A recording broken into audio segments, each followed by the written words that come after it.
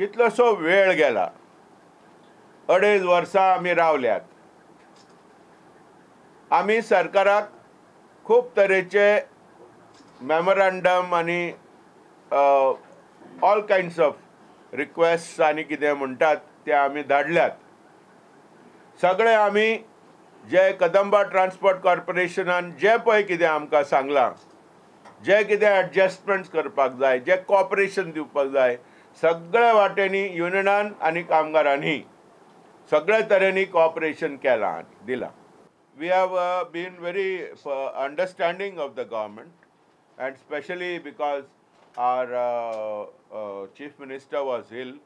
So we have not pushed our agenda of the 7th pay too hard.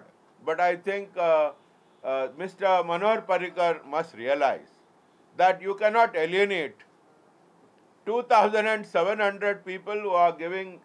Besides that, there are others also. There are many workers in the various departments who are in various corporations, who are also waiting in the wings very patiently, who are also assured.